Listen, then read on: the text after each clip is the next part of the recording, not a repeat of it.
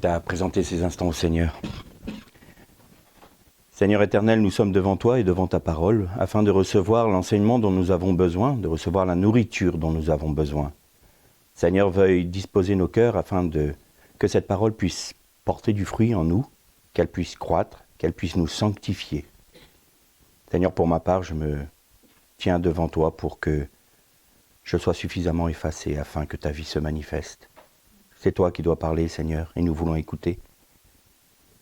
Seigneur, je suis tout à fait conscient de la grandeur de la mission que tu confies à ceux qui annoncent ta parole et aussi de la responsabilité qu'est la nôtre.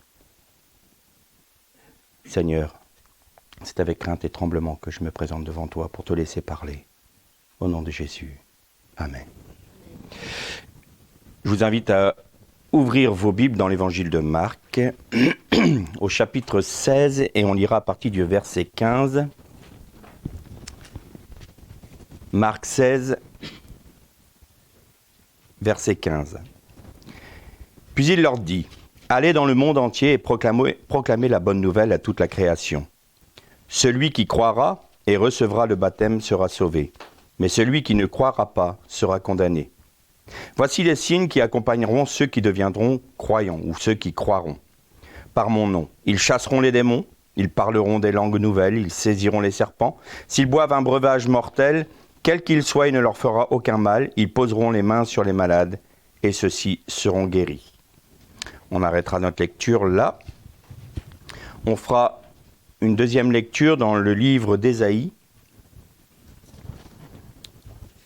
au chapitre 58, et on lira à partir du verset 1er. Ésaïe 58, verset 1er. « Crie à plein gosier, ne te retiens pas. Élève la voix comme une trompe, dis à mon peuple sa transgression, à la maison de Jacob ses péchés. Jour après jour, il me cherche et il désire connaître mes voies, comme une nation qui aurait agi selon la justice et qui n'aurait pas abandonné l'équité de son Dieu. Il me demande des jugements justes, il désire s'approcher de Dieu. Pourquoi jeûnons-nous? Ne le vois-tu pas? Pourquoi nous privons-nous? Ne le sais-tu pas? Le jour où vous jeûnez, vous vaquez à vos propres affaires et vous pressez tous vos ouvriers. Quand vous jeûnez, ce ne sont que querelles et brouilles, méchants coups de poing. Vous ne jeûnez pas comme le veut ce jour pour être entendu d'en haut. Est-ce là le jeûne que je préconise? Un jour où l'homme se prive? S'agit-il de courber la tête comme un roseau, de se coucher dans le sac et la cendre? Sur le sac et la cendre, pardon. Est-ce là que tu appelles un jeûne, un jour agréé du Seigneur? Le jeûne que je préconise, n'est-ce pas plutôt ceci? Détachez les chaînes de la méchanceté, dénouez les liens du joug, renvoyez libre ceux qu'on écrase, et rompre tout joug. Ne s'agit-il pas de partager ton pain avec celui qui a faim, et de ramener à la maison les pauvres sans abri, de couvrir celui que tu vois nu, et de ne pas t'esquiver devant celui qui est ta propre chair? Alors ta lumière poindrait comme l'aurore, et tu rétablirais bien vite ta justice marcherait devant toi, et la gloire du Seigneur serait ton arrière-garde. On arrêtera là pour l'instant nos lectures. En anglais, le premier passage que nous avons lu, on appelle ça la Grande Commission. C'est-à-dire que le Seigneur a envoyé ceux qui ont cru de par le monde pour faire des disciples. Pas des chrétiens, pas des adhérents, mais des disciples. La particularité du disciple est qu'il va suivre son maître partout où il va, et il va se laisser conduire par l'enseignement de son maître. Faire des croyants, faire des adhérents, ce n'est pas bien compliqué. La persuasion humaine peut le faire. Mais la parole qui est annoncée doit porter des fruits, doit produire des fruits. Et les fruits, nous les voyons, ils chasseront les démons, ils imposeront les mains aux malades, ils seront guéris, ils parleront de nouvelles langues. S'ils prennent un serpent, ils ne seront pas mordus, ou du moins, ça ne leur fera rien. Quelques boissons empoisonnées ne leur feront rien. C'est les signes qui accompagnent la parole.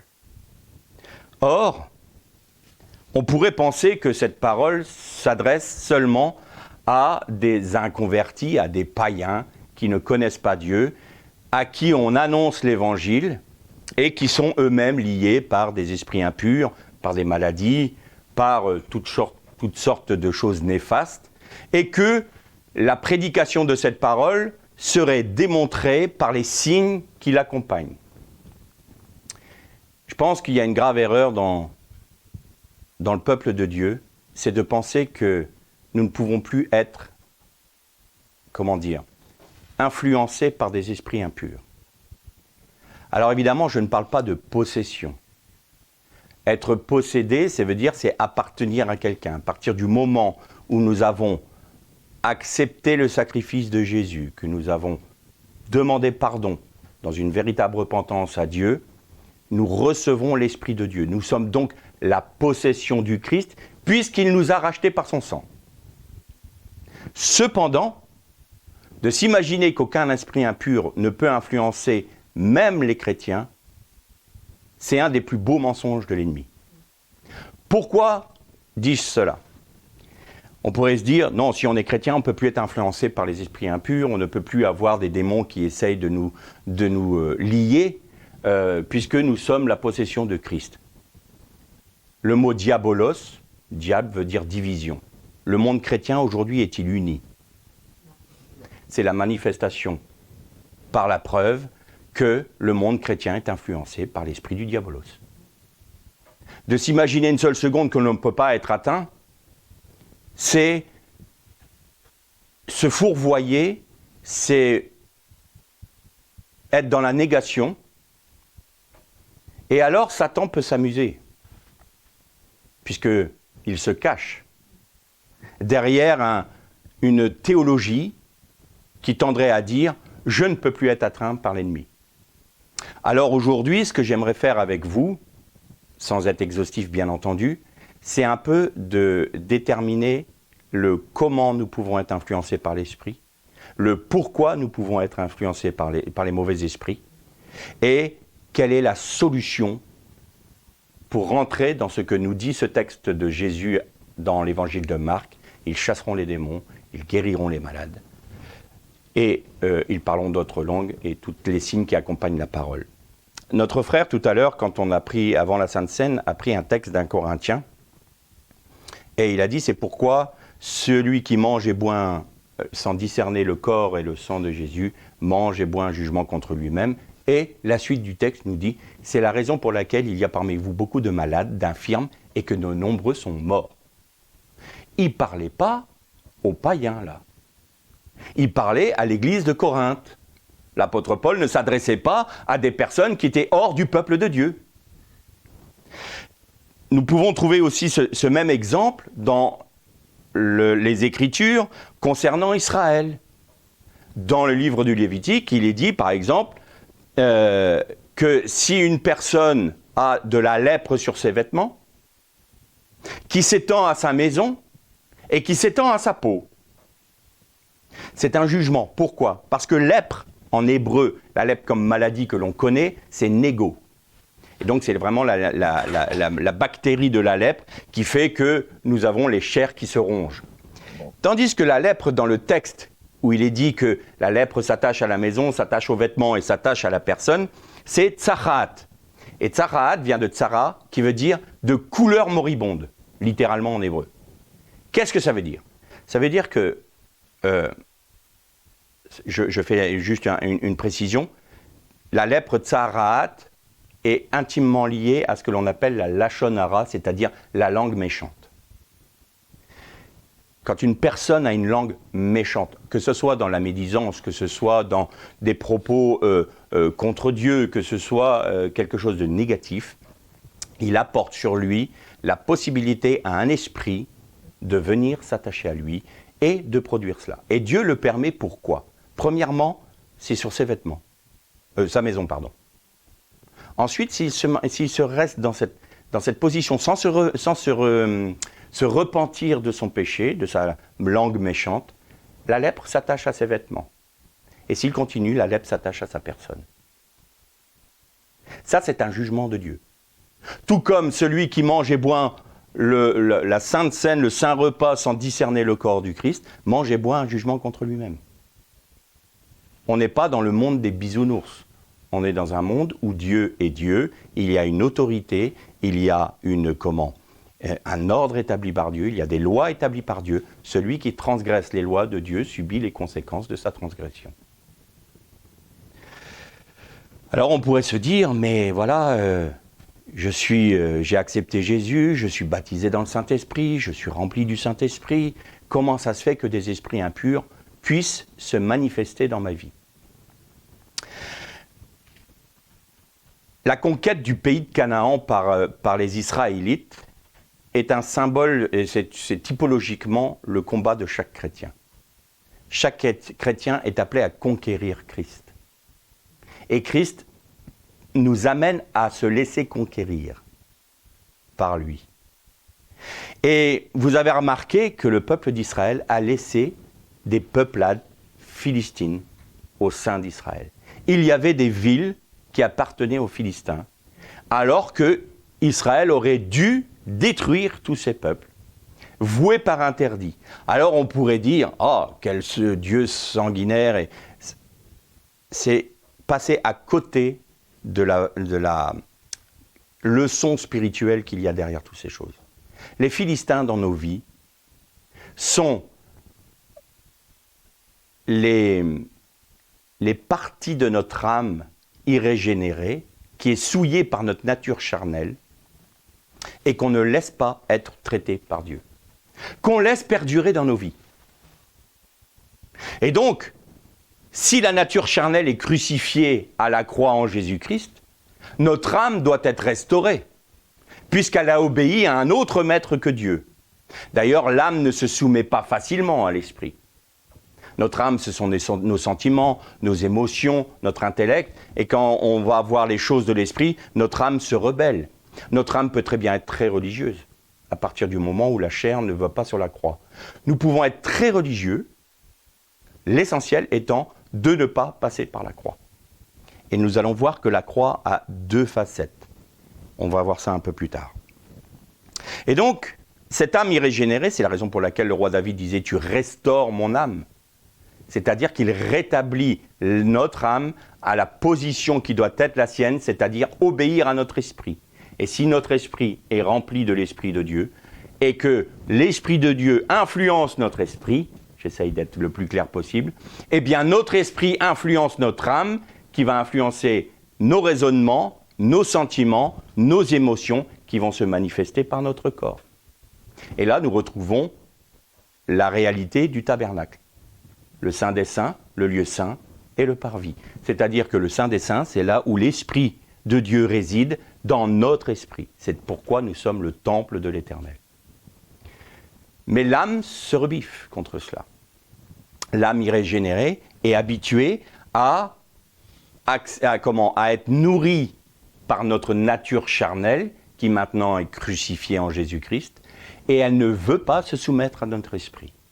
Et donc, qu'est-ce que l'on va produire dans beaucoup d'assemblées, et c'est ce qui est malheureux, parce qu'on va revenir après sur les délivrances et sur la guérison, eh bien, on va produire un élan de l'âme. On va jouer sur les émotions, on va jouer sur les sentiments, on va essayer de produire un semblant de vie de l'esprit, mais qui passe que par notre âme. Et alors, on va dire, il y a une puissante onction. Mais ce n'est pas de l'onction, c'est de l'émotion. C'est du feu étranger qui a été mis sur l'autel de Dieu et on dit, c'est le feu de l'Éternel. Ce n'est pas le feu de l'Éternel. L'onction est souvent très simple, très douce, très, très calme. On ne voit pas Jésus amener les foules à se rouler par terre, à rire comme... Je ne dis pas que ça ne peut pas se faire. Je ne dis pas que, exceptionnellement, l'Esprit nous saisisse pour le faire. Mais quand c'est systématique, ça me pose des questions. Est-ce l'onction de Dieu, l'Esprit de Dieu, ou est-ce l'âme qui essaye de se satisfaire en produisant des émotions? On n'imagine pas à quel point notre âme peut avoir une puissance en elle-même. Imaginons maintenant. Imaginons qu'une partie de cette âme-là n'accepte pas d'être régénérée par l'Esprit de Dieu. Et qu'elle ouvre une porte à un esprit impur, qui va influencer l'âme dans des émotions, dans des sentiments. Qu'est-ce que ça va produire? Du désordre. Exactement. Du désordre. Et plus que ça, du trouble. Et ça peut amener même des gens à dire des choses qu'ils n'auraient pas dû dire, à faire des choses qu'ils n'auraient pas dû faire, à rentrer dans des querelles qui n'auraient pas dû avoir lieu, à rentrer dans des divisions qui ne devraient pas être présentes, à établir des murs là où Christ les a détruits. Tout cela, ce sont des influences sur des âmes qui ne se sont pas laissées conduire par notre esprit, qui lui-même est conduit par l'Esprit de Dieu. L'âme irrégénérée va avoir tendance à faire taire la voix de l'Esprit. Il y a eu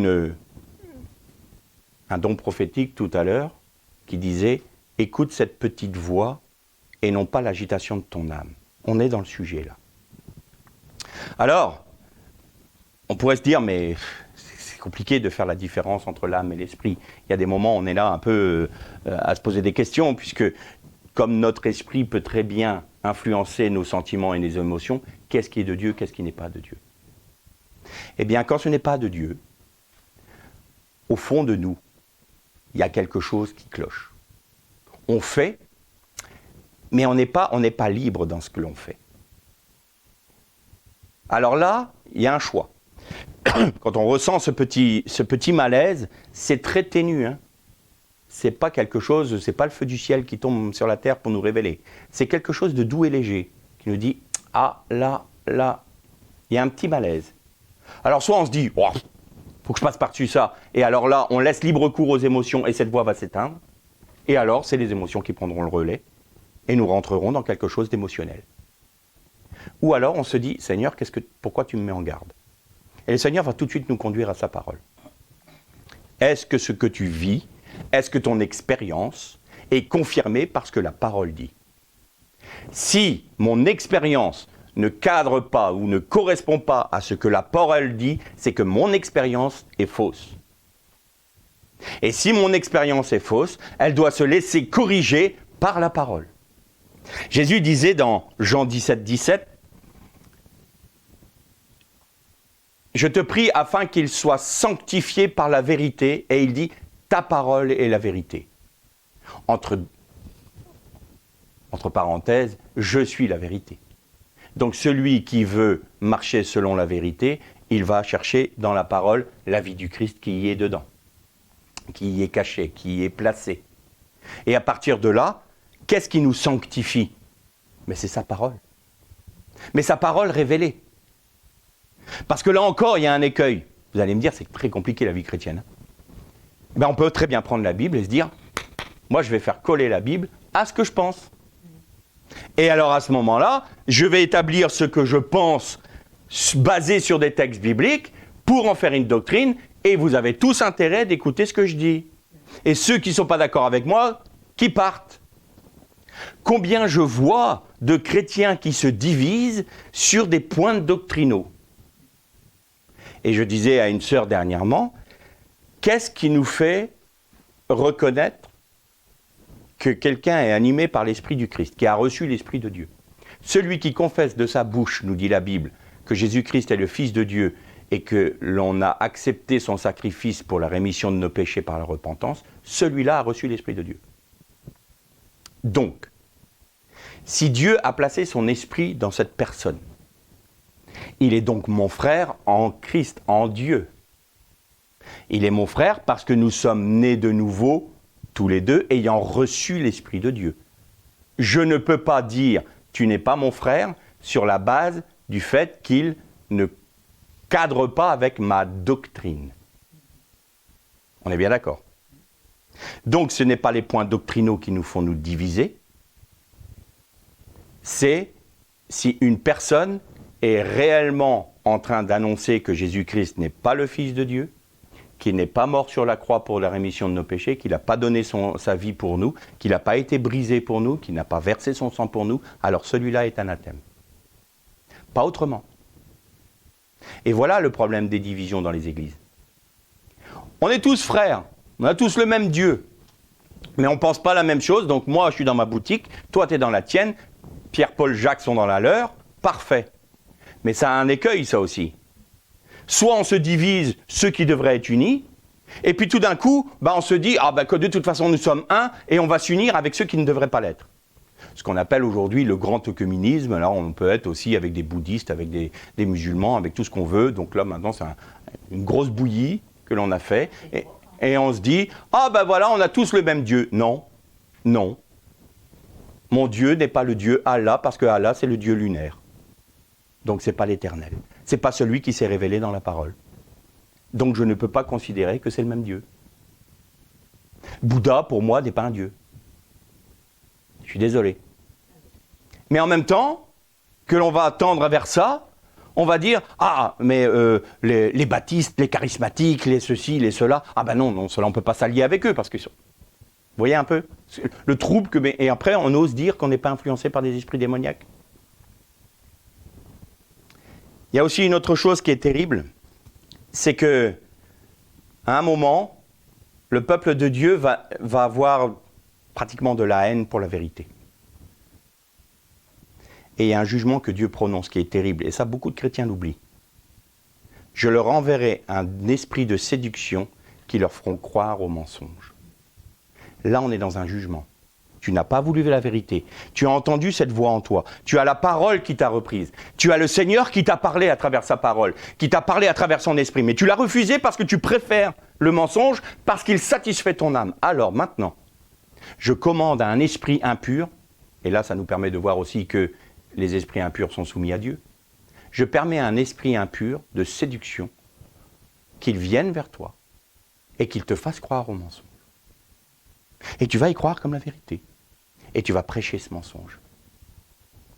Et ceux comme toi qui ne veulent pas de la vérité vont adhérer à ce mensonge, sans réaliser qu'ils sont sous le jugement de Dieu. Je répète encore une fois, on n'est pas dans le monde des bisounours. On a quelque chose de très sain, de très sérieux. Et la pensée de Dieu et la parole de Dieu sont à prendre avec le plus grand sérieux qui soit. Oui, c'est une forme de jugement parce que comme ils n'ont pas aimé la vérité, qu'ils se sont endurcis dans cela, eh bien le Seigneur leur donne plus. C'est un peu comme Israël qui a aimé l'idolâtrie, eh bien Dieu les a exilés dans la capitale mondiale de l'idolâtrie qui était Babylone. Tu veux le mensonge, tu vas vivre dans le mensonge. Ça c'est vraiment ceux qui s'endurcissent, qui ne veulent pas laisser le Seigneur corriger leur voie, eh bien Dieu va dire, ben va. C'est terrifiant, mais en même temps, combien de fois le Seigneur nous reprend? Combien de fois le Seigneur nous interpelle? Et on le sent, tout à fait. Exactement. Et c'est pour ça qu'il faut se soumettre à cette voie. Il faut s'y soumettre. Nous sommes sanctifiés par la parole.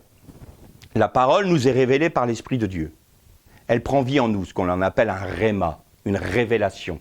Alors vous pouvez avoir un texte biblique que vous avez lu 40 fois et ça n'a rien produit. Et un jour, vous allez lire ce même texte-là, il va s'illuminer, il va prendre vie en vous. Pourquoi? Parce que l'Esprit de Dieu vous l'a révélé. Ça, c'est rentrer dans la révélation de la parole par l'Esprit de Dieu. Et la chose que, à ma petite place, ce que je peux faire, moi, en apprenant l'hébreu, c'est d'apporter une confirmation de ce que l'Esprit a mis sur le cœur. C'est pas la révélation de l'hébreu qui est intéressant. C'est de voir que dans le texte original, il y a une confirmation de ce que l'Esprit nous a montré. Ça, c'est intéressant. Il y a une confirmation de Dieu. Et donc là, à partir du moment où nous disons, Seigneur, tu t'es révélé, j'ai reçu cette parole par révélation, et je m'y soumets tout de suite, sans condition, sans lutte, sans résistance, en disant, Seigneur, fais-le, fais-moi rentrer dans l'expérience de ce que tu m'as montré. Alors nous sommes sanctifiés. Qu'est-ce que c'est être sanctifié? C'est être séparé. Plus nous allons obéir à la parole, plus nous allons rentrer dans la révélation de la parole, et plus nous serons séparés du monde. Plus nous serons séparés de ce qui anime le monde. Plus nous serons séparés de ces esprits qui animent le monde. Et alors, si on se laisse conduire comme ça, par le Seigneur. Si d'aventure nous avons été rebelles, si d'aventure nous avons été des résistants à la parole de Dieu et à la pensée de Dieu, et que Dieu a permis que dans notre vie il y ait une maladie, qu'il y ait un esprit impur qui nous agite, comme l'apôtre Paul, il y avait une écharpe dans sa chair, il y a quelque chose que Dieu a permis pour que nous nous arrêtions sur notre chemin. Mais Seigneur, pourquoi? Pourquoi? Si nous rentrons dans la pensée de Dieu, que nous demandons pardon pour notre résistance, pour notre indocilité, alors le Seigneur va dire maintenant, va voir les frères, priez pour lui. Et là, il y a la délivrance et la guérison. Mais si nous ne voulons pas et que nous nous endurcissons, vous pouvez prier 10 000 ans. Dieu ne fera pas couler l'huile d'onction sainte sur la chair. Donc il y a des moments, il faut avoir cet esprit de discernement également pour ne pas prier comme ça à l'emporte-pièce. Parce que le Seigneur, bien souvent, nous arrête sur notre chemin avec cette maladie, cet esprit impur, esprit de peur, esprit de dépression, esprit de rancœur, esprit de rancune. Là, il n'y a pas d'autre chemin. C'est le pardon. Alors, je reviens d'un séminaire, et s'il y a une image qui doit rester de ce séminaire qui m'a énormément frappé, à un moment, on priait pour des personnes qui avaient été abusées. J'ai été scotché de voir le nombre de femmes qui ont... Et encore, on disait que les hommes ne s'étaient pas levés, mais... Et il y en a aussi. Et j'étais là, et le Seigneur me montrait que chaque souffrance, chaque douleur que ressentait une personne, il le ressentait lui-même. Que chaque même acte violent que commettait l'agresseur lui faisait du mal à lui, à l'agresseur lui-même. Et bien Jésus le portait lui-même. C'est ça qu'il a porté à la croix. Sur toute l'histoire de l'humanité, toutes les violences, toutes les haines, toutes les souffrances, tout ça, il les connaît. Et j'étais amené à donner cette parole de manière à ce qu'elles comprennent que Dieu ne les abandonnait pas, mais partageait leur douleur. Et l'image qui me reste, c'était 2 jeunes femmes qui étaient assises par terre, en pleurs, et qui se tenaient la main. Et là, j'ai vu la souffrance du peuple de Dieu. Parce que des loups ont pris la place des bergers, et que les loups ont planté leurs crocs dans la chair des brebis. Et ces 2 jeunes femmes étaient l'expression d'une église qui souffre en perte de repères, en perte d'attention. Un frère que j'aime bien me disait un jour, les chrétiens sont les seuls à achever les brebis blessées. Complètement. Alors soit on les met de côté, mais il ne faut pas qu'elles bêlent trop fort parce qu'il ne faut pas gêner la marche du troupeau. Et si elles bêlent trop fort, on les achève. On les met dehors. Pas besoin de toi. On est les seuls à achever nos propres blessés. Et je voyais ces 2 jeunes femmes et j'avais une parole pour elles qui était difficile à entendre. Et j'ai longuement hésité à aller les voir. Et j'étais là, je dis Seigneur, elles seraient en droit de me gifler avec ce que je vais leur dire. Qui suis-je, moi? En plus un homme, pour aller les voir et leur dire ce que j'ai à dire. Le Seigneur m'a dit, va. Ben, j'écoute, j'y vais. Et je me suis agenouillé auprès d'elle et je dis, la clé de la délivrance est dans le pardon. Et tout de suite, j'aurais dit, vous ne pouvez pas pardonner. N'essayez pas. Vous êtes incapable de le faire. Alors j'ai vu qu'elle me regardait et une d'entre elles me dit, parce que j'ai besoin d'être délivrée, parce que je n'arrive plus à voir le monde normalement. J'ai peur quand je suis près d'un homme, j'ai peur de... Évidemment, le traumatisme est là. Et je dis, la clé de la délivrance, c'est dans le pardon. Mais si vous essayez de pardonner par vous-même, vous n'y arriverez pas. Maintenant, vous dites au Seigneur, je te donne l'autorisation de pardonner. Et vous verrez la délivrance. Et à ce moment-là, les larmes ont coulé un peu plus. Et elles m'ont dit oui. Et j'ai pas eu de gifle. Et alors j'ai dit, Seigneur, maintenant, fais ton œuvre et que ton esprit remplisse mes 2 sœurs. C'était l'expression de la souffrance des chrétiens, des troupeaux qui est délaissé, qui est maltraité, qui est même plus nourri de la parole, mais qui est simplement, on va donner des techniques, on va lui donner de l'émotion, on va lui donner des sensations. Mais il n'y aura pas de vie. On ne leur donne pas la vie. Et si nous voulons que la vie se manifeste, je revenais du séminaire, le Seigneur me donnait une parole. Et je savais où j'allais. Le Seigneur m'a dit, si tu veux que l'huile d'onction sainte coule, il faut que tu ailles dans le creuset, il faut que tu ailles dans le pressoir. Retourne à Gethsémani. Et donc je savais, j'étais en voiture, et je savais que j'allais vers la croix. Ça n'a pas tardé, à peine rentré, boum.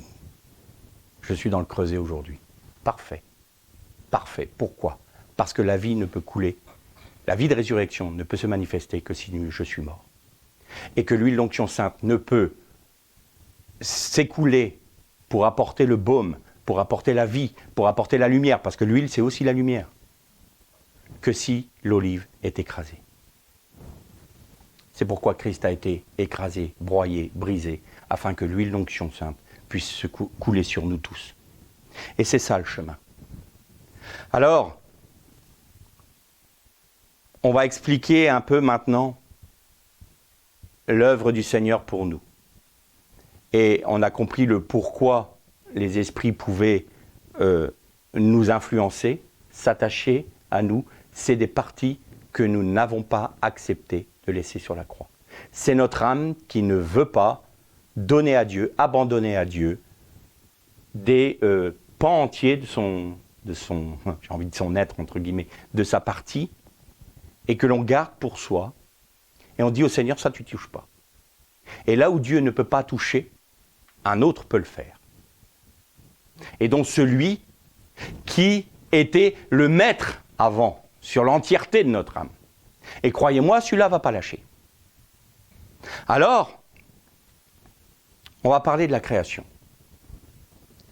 Vous avez remarqué que même les lettres hébraïques sont extrêmement importantes et tout le monde, et bien entendu les rabbins et les juifs, ont réalisé que la parole commençait pas par le Aleph, la première lettre de l'Aleph bête. Et Aleph correspond à l'éternel, parce qu'elle a pour valeur numérique 1, cette lettre-là. Et ils se sont beaucoup interrogés. Pourquoi la parole de Dieu ne commence pas par la lettre qui est l'expression de sa personne? Et elle commence par la deuxième lettre, qui est le Beit. Et Beit, valeur numérique 2. Et des rabbins juifs messianiques ont réalisé que Beit, c'est la première lettre de Ben, fils. Donc la parole, c'est le fils. Mais il y a autre chose. Ça a une valeur 2. C'est-à-dire que la création, quand il est dit que nous étions, que notre destinée était devant les yeux de Dieu, avant même que l'on soit né, avant même que l'on soit conçu. Qu'est-ce que ça veut dire concrètement ? On pourrait se poser la question, mais Seigneur, avant que je sois conçu, j'étais où, puisque tout était devant toi ? La réponse est très simple. J'étais en Dieu. J'étais dans l'unité de Dieu. Parce que la création vient de Dieu. C'est de sa propre personne, de sa propre entité qu'elle vient. Et donc j'étais partie prenante de sa personne. La création n'est qu'une extension de ce qu'il est. Et c'est la raison pour laquelle Dieu dit « Je suis celui qui était, qui est et qui vient ». Et vous allez voir que c'est important. Et il n'y a pas de verbe « être » en hébreu. Pourquoi ? Parce que Israël est, parce que Dieu est. C'est parce que Dieu est qu'Israël est. Et nous qui sommes rattachés à Israël en Jésus-Christ, nous sommes parce que Dieu est. Et à partir de là, nous comprenons que nous sommes intrinsèquement une part de Dieu. La création est une extension de la personne de Dieu. Les Juifs disent, les sages d'Israël disent que Dieu, c'est comme s'il avait fait un énorme trou en lui-même pour créer tout l'univers et toute la création. Dieu remplit tout. Il est au-delà de la création. La création est en son sein. Et alors, nous venons de l'unité, du Aleph. Et nous sommes rentrés dans une création qui est dualiste ou binaire. Et d'ailleurs, Dieu dit, il sépara les eaux d'en haut des eaux d'en bas. Il sépara la lumière des ténèbres. Il sépara l'homme de la femme pour qu'ils s'unissent sur la base de l'amour. Il sépare la vie et la mort. Il sépare le chemin de la méchanceté du chemin de... Pourquoi ? Pour que l'homme ait un choix à faire. Pour que la création soit sur une base de choix. Et donc, nous sommes dans le Beit. Et Bereshit veut dire dans un principe de création. Ça veut dire que l'homme, quand il est créé, c'est pas du passé. Dieu forma l'homme et le créa. C'est deux verbes. Dieu le forma, mais Dieu le crée. Nous sommes aujourd'hui en cours de création. Nous ne sommes pas une œuvre finie. Et là, vous allez voir le mot Abba. Abba, Père, s'écrit de quelle manière? Aleph, deux Beit et un Aleph. Donc vous avez la première lettre qui correspond à l'éternel, valeur numérique 1, et vous allez vers la dualité. Vous allez vers la binarité. Et ça, c'est la création. Beit, Bereshit, premier mot de la Torah, première lettre de la Torah. Mais pour que nous allions, puisque nous sommes en cours de création, il faut qu'il y ait un événement qui se passe. Pourquoi? Parce que dans cette création dualiste ou binaire, il y a un événement majeur qui s'est passé, c'est-à-dire que l'homme qui avait été créé pour manifester la vie du Messie en lui, de manière à détruire l'ennemi de Dieu, Satan, a failli et s'est donné à un autre plutôt qu'à Dieu. Il avait un choix, il a fait ce choix. Alors il fallait qu'il y ait une réparation, parce qu'il s'est passé un événement, c'est ce que les Hébreux, enfin les Juifs disent, c'est une déchirure dans toute la création. Autant dans l'âme de l'homme, entre l'homme et la femme, tout est devenu opposition. Au lieu d'être complémentarité, ça s'est opposé. On voit aujourd'hui le féminisme qui s'oppose à l'homme. L'homme doit être détruit, les hommes disent la femme doit être écrasée. Là, on a le résultat. Et donc, tout est opposition maintenant. Il s'est passé une brèche dans toute la création, jusque dans le monde angélique.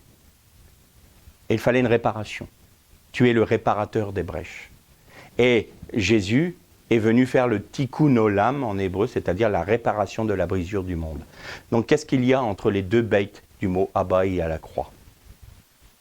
Alors, quand nous sommes dans la création dualiste, opposée, nous découvrons que la solution à cette dualité de la création, c'est la croix. C'est Jésus qui est mort pour nous. Et donc, en passant par la croix, nous réalisons que le sacrifice de Jésus nous fait rentrer dans une nouvelle création, le deuxième Beit d'Abba. Ça, je l'ai expliqué pendant le séminaire, donc je vous le donne maintenant. Le deuxième Beit d'Abba, c'est-à-dire que nous sommes une autre création. Mais là aussi, il y a une dualité bizarre. Pourquoi? Pourquoi? Parce que la croix a deux faces, la mort et la résurrection. Alors, en premier lieu, ce qu'on voit, c'est la mort et la résurrection du Messie. On se dit, mais toute la solution se trouve là.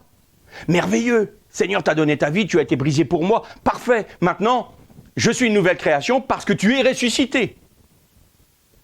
Et puis, nous sommes toujours en cours de création. Vous êtes un édifice, le corps du Christ, qui est en train de se bâtir. Toutes les épîtres de Paul nous en parlent. Vous êtes là, édifiés en Christ. Et là, il y a quelque chose de merveilleux. Sur cette croix, au bout d'un moment, on va réaliser que nous-mêmes, nous y étions. On ne va plus voir Jésus seulement. On va voir Galates 2:20. J'ai été crucifié avec Christ. Et là, tout d'un coup, on se dit, mais attends, ça ne s'arrête pas là alors. Non, ta chair était crucifiée avec Christ. Est-ce que tu le crois? Tu crois cette parole?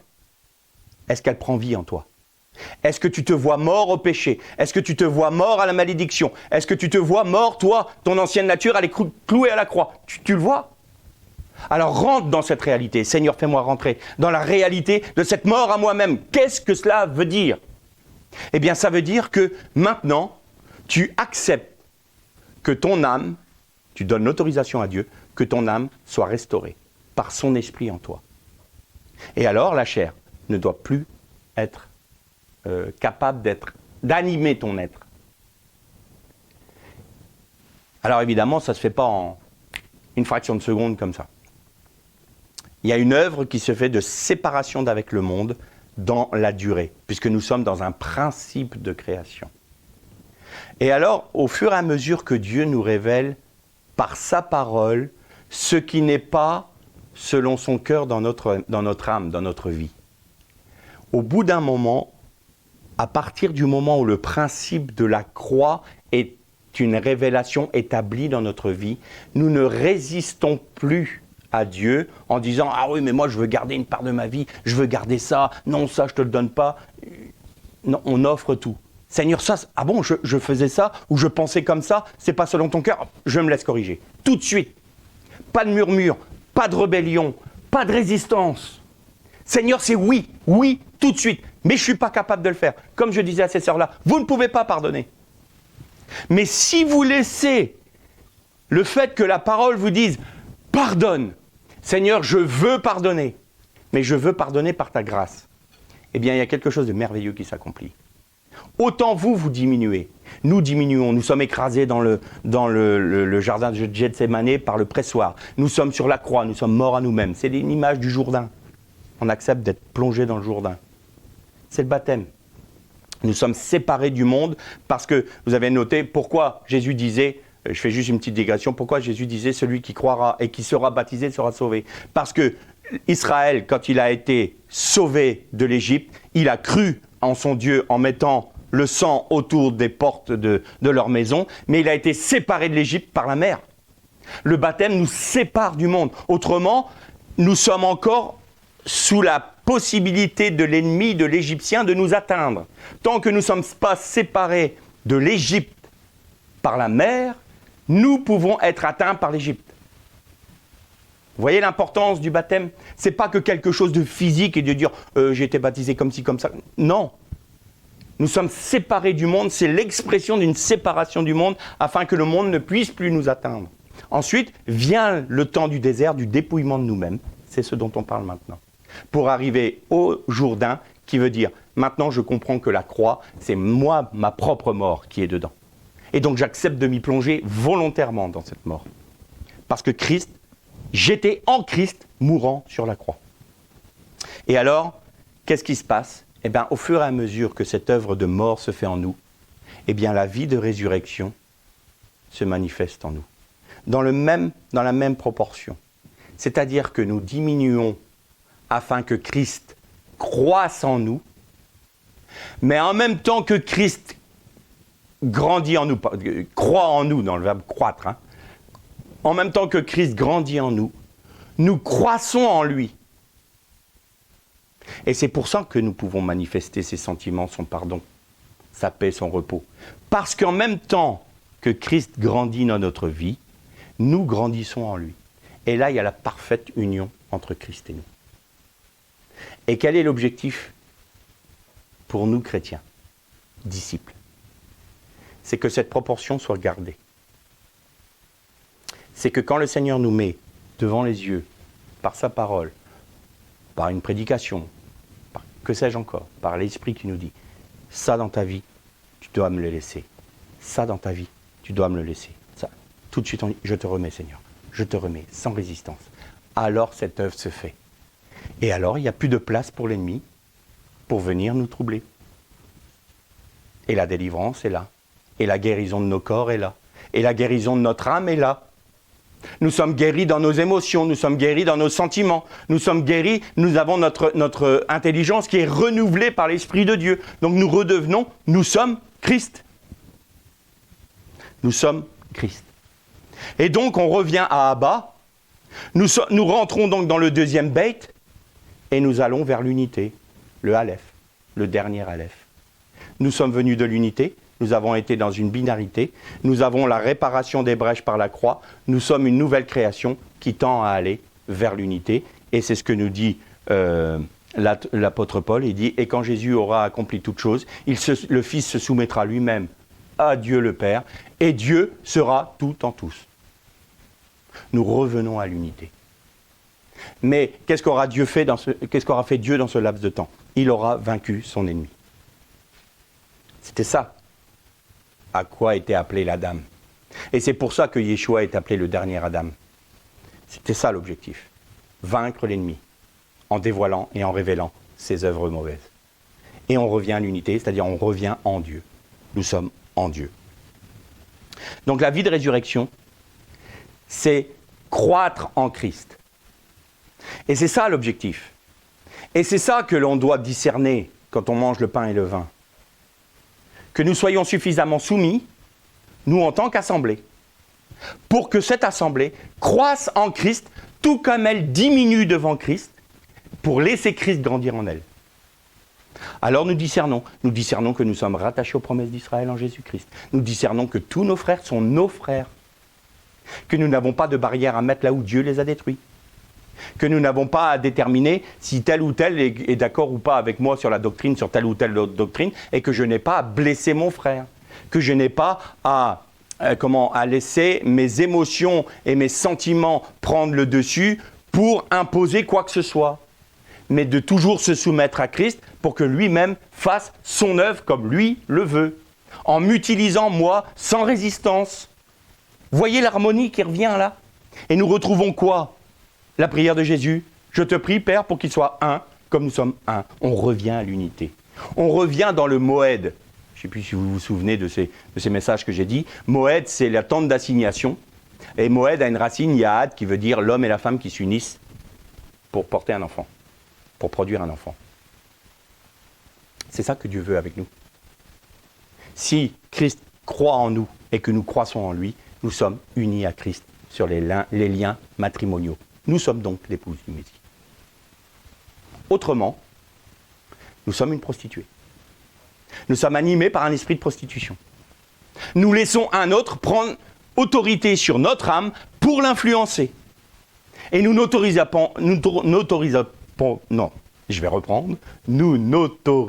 pas, ça va mieux comme ça, Dieu à prendre toute la place sur notre âme pour qu'il y prenne toute l'autorité dont il veut. Nous gardons des pans entiers de notre vie. C'est comme si votre fiancé disait « Bon, bah écoute, je veux bien être avec toi, mais tel jour et tel jour de la semaine, je suis avec un autre. » Bah, c'est ce qu'on fait dans notre vie. Seigneur, telle chose et telle chose, c'est pas pour toi. C'est pour mon autre compagnon. Alors, on ouvre des portes. Démons, esprits impurs, maladies.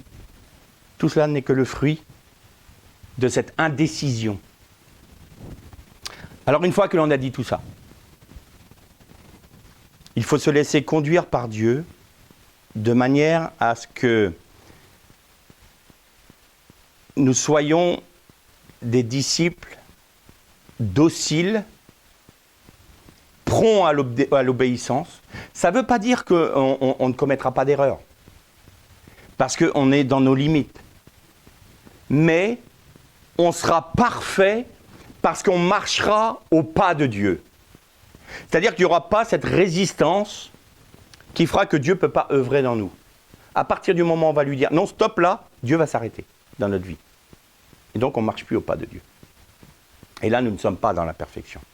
C'est étonnant quand Paul dit aux Corinthiens « Vous qui êtes parfaits ». L'église de Corinthe, c'était celle où il y avait le plus de bazar, pardonnez-moi le terme. Il dit « Vous qui êtes parfaits ». Waouh! Comment ça? Mais vous êtes parfait à partir du moment où vous laissez Christ agir dans votre vie sans restriction. Si vous vous laissez corriger, si vous vous laissez purifier, sanctifier, voilà, c'est le terme que je voulais, sanctifier par la parole, alors il n'y a pas d'ombre. Et comme la vie du Christ croît en vous, vous en même temps, vous grandissez en lui, et vous êtes parfait. Et nous sommes dans un principe de création qui va nous amener vers l'unité, c'est-à-dire la Nouvelle Jérusalem. Et il n'y aura plus de temple dans la Nouvelle Jérusalem parce que Dieu sera le temple, sera son temple. On revient du Dieu créateur où nous étions en lui, nous revenons au Dieu créateur. C'est pour ça que on peut dire que l'homme a été créé par Dieu, pour Dieu, en Dieu, et qu'il ne peut trouver le repos et le bonheur qu'en Dieu, par Dieu et en lui. C'est pour ça. Et donc, vous imaginez, l'enfer, c'est quoi? Bien, nous sommes une part de Dieu, nous étions en Dieu. Nous avons été créés de manière à rétablir l'autorité de Dieu sur celui qui l'a contesté, Satan. Et puis, nous sommes appelés à revenir à Dieu pour l'éternité dans un plan parfait de Dieu, dans une création parfaite selon le cœur de Dieu. Eh bien, l'enfer, c'est être à côté de ça. Nous ne sommes plus en Dieu. Nous avons perdu notre propre nature. Nous sommes dénaturés pour l'éternité. C'est ça l'enfer. Avec la conscience que nous sommes à côté et plus en lui. Nous sommes séparés. Nous sommes exilés pour l'éternité. Et l'éternité n'est pas un temps infini, c'est l'absence de temps. C'est un présent perpétuel. Alors on reprend encore le mot Abba, et je terminerai par ça. Les deux premières lettres, Aleph, Bet, on veut dire père. Av, père. Abba, on le traduit de mauvaise manière par papa, parce que papa, c'est trop familier encore. Quand on dit papa, il y a une familiarité qu'il n'y a pas en hébreu. Le Abba, père, c'est mon père, mais avec une notion d'intimité. Il y a une intimité, mais pas une familiarité. Voilà la différence. Donc, quand Jésus dit « Abba, Père », c'est fou ce qu'il dit. « Abba, Père ». Il y a je suis familier, je suis intime avec toi, mais en même temps, tu es mon Père. Je te rends encore tout l'honneur. C'est magnifique, rien que ces deux mots. Et alors, les deux dernières lettres, Beit Aleph, c'est le mot « beau ». Et le mot « beau », c'est « il vient ». Où on devient. Du Père, nous sommes. Et nous retournons au Père. Il vient. Nous sommes dans un principe de création. Alors, la délivrance, si nous sommes atteints par quelques maux, par quelques esprits qui nous tourmentent, bien souvent, dans le peuple de Dieu, c'est parce le Seigneur nous interpelle. Alors, laissons-nous interpeller par lui, laissons-le agir, de manière à se révéler à nous. Et alors, nous pouvons demander la prière. Nous pouvons dire, Seigneur, demander aux frères d'imposer les mains. Là, il n'y a plus de problème. Mais si nous gardons notre esprit de rébellion, si nous gardons notre résistance, le Seigneur ne peut pas exaucer notre prière. Tout comme le lépreux, enfin, de Tsarat, hein, pas Négo, tout comme l'hébreu qui avait cette lèpre-là, eh bien, tant qu'il n'avait pas réglé son problème de Lachon Hara, il ne pouvait pas aller voir le grand prêtre pour dire « je suis guéri ». Il nous faut être au pas de Dieu, dans l'obéissance à ce que dit la parole, marcher selon le cœur de Dieu. Alors, toute délivrance, toute guérison nous est réservée parce qu'il n'y a aucune condamnation pour celui qui est en Jésus-Christ. Il est venu pour nous délier, pour nous délivrer, pour nous guérir et pour ôter toute forme de malédiction sur nos vies. Seulement, il nous faut être, comme le disait le texte d'Ésaïe, « Dis à mon peuple, vous agissez envers moi comme un peuple qui est droit, qui est juste et qui demande à ce que je le bénisse, à ce que je lui réponde. Mais regardez, quand vous êtes en train de faire vos jeûnes, eh bien en même temps, vous êtes en train de dire des choses méchantes sur votre frère. Ceux qui sont sous votre autorité humaine, vous les traitez de mauvaise manière. Vous faites de mauvaises choses pendant que vous jeûnez et vous demandez à ce que j'agrée votre jeûne. Je ne peux pas. Parce que ce jeûne-là n'est pas le reflet de mon esprit, n'est pas le reflet de ma personne. Allez, jeûnez, détruisez les liens, apportez ce dont a besoin le pauvre, accueillez celui qui est sans maison, sans toit, revêtez celui qui est nu. Agissez selon ce que Dieu fait, en d'autres termes. Croissez en Christ. Laissez-le œuvrer en travers vous. Laissez-le faire, lui. N'essayez pas de résister en disant « je garde mes prérogatives, je garde mon autorité ». Et puis je suis un homme dur, je suis dur avec les autres, je vais critiquer les autres, je vais les regarder avec un regard méchant, dur. S'il ose me parler d'une mauvaise manière, je vais bien le cingler. Et après, on va dire, Seigneur, bénis-moi, Seigneur, guéris-moi, Seigneur, délivre-moi. Je peux pas, tu me lis les mains. Tu me lis les mains parce que toi-même, tu ne délies pas ton frère. Ça, c'est la parabole du roi qui remet la dette à son créditeur. À son débiteur, plutôt. Et là, il est là, et il a remis cette dette à cet homme-là, et lui qui avait un autre frère qui avait une dette envers lui, il lui dit, si tu ne me rembourses pas maintenant, je t'envoie en prison. Où sont les entrailles d'amour? Où sont les entrailles de miséricorde? Est-ce que nous sommes animés par les entrailles de miséricorde de notre céleste époux? Toute la question est là. Si oui, alors délivrance, guérison, aucun problème. Mais attention, il y a des prérequis. Et souvent, le manque de pardon, le manque de repentance va bloquer la main de Dieu. La non-acceptation de se charger de sa croix tous les jours, chaque jour, à chaque instant de notre vie, va empêcher Dieu d'agir. Et la guérison et la délivrance des esprits est aussi simple qu'une prédication ou qu'un témoignage qui est fait dans l'Esprit de Dieu. Si nous avons foi que Dieu peut parler à travers un homme, eh bien nous croyons que Dieu peut guérir. Mais il nous faut remplir les conditions. Ce n'est plus moi qui vis, c'est Christ qui vit en moi. L'huile d'onction sainte est là et prête à couler, dans la mesure où nous restons dans le pressoir. Et si nous comprenons la portée de l'œuvre de la croix dans notre vie, et que nous demeurons sur la croix, parce qu'il y aura toujours cette voix en nous qui dira « descends de ta croix ». Et notre âme voudra qu'on descende de notre croix. Meurs pas à toi-même. Tu as de l'ambition? Allez, tu vas entendre plein de voix. Fais ça, tu vas voir, ton ministère va prendre de l'ampleur. Ça, c'est des sirènes, ça. C'est de la séduction, ça. C'est que de dire, tu veux vraiment bénir le peuple? Très bien, meurs maintenant. Retourne dans le creuset, retourne dans le pressoir. Vas-y, c'est là ta place. Ah, c'est pas porteur comme message. Hein. Les frères et les frères qui veulent servir Dieu dans le ministère. Si on n'accepte pas d'être dans le pressoir, si on n'accepte pas d'être mort à nous-mêmes, si on n'accepte pas l'inacceptable dans nos vies, nous ne sommes pas dignes d'être des serviteurs de Dieu. Parce que nous allons apporter des paroles qui sont issues de nos âmes et qui ne vont pas porter la vie. Dans chaque message, la vie doit y être. Dans chaque message.